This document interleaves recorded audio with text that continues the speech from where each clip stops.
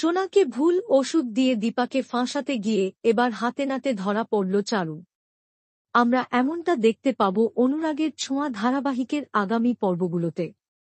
Police officer শ্রেয়ানকে আড়াল করে সোনাকে উল্টোপাল্টা প্রশ্ন করতে থাকে। দীপা রুদ্রমূর্তি ধারণ করে পুলিশ অফিসারকে বুঝিয়ে দেয় যে আসল কালপ্রিটকে সে শাস্তি দিবেই। সোনা যখন উদ্গ্রীব হয়ে ওঠে, দীপা সোনাকে জড়িয়ে ধরে সামলানোর চেষ্টা করে।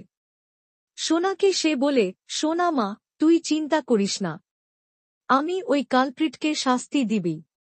মায়ের উপর ভরসা রাখ। সোনা মাকে শক্ত করে জড়িয়ে ধরে কাঁদতে থাকে এবং ভাবে, আমি জানি মা, তুমি ঠিক ওই কালপ্রিটকে শাস্তি দিবে, আমার সাথে হওয়া অন্যায়ের প্রতিবাদ করবে।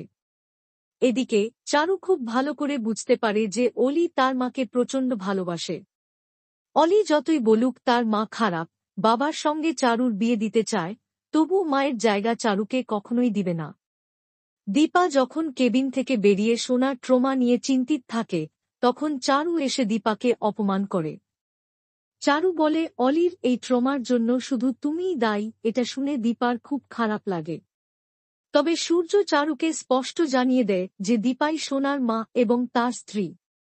দীপাকে যেন আর কোনোদিন অপমান না করে। চারু নিজের জায়গাটা ভালো করে বুঝতে পারে, কিন্তু ভেতরে ভেতরে আরও চক্রান্ত করতে শুরু করে। ডাক্তার যখন সোনার জন্য কোন ওষুধ কখন খাওয়াতে হবে তা সিস্টারকে বোঝায়, দীপা জানায় যে সে নিজেই সোনার যত্ন নেবে। এটা শুনে চারু ঠিক করে দীপাকে ফাঁসাতেই হবে। এরপর চারু সুযোগ বুঝে সোনার কেবিনে ঢুকে ভুল ওষুধ দেয়ার চেষ্টা করে। ঠিক তখনই দীপা চারুকে হাতে নাতে ধরে ফেলে।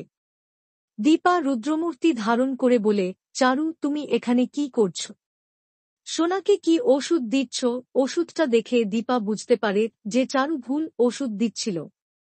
দীপা প্রচণ্ড ক্ষিপ্ত হয়ে চারুকে তিরস্কার করে এবং উচিত শিক্ষা দেয়।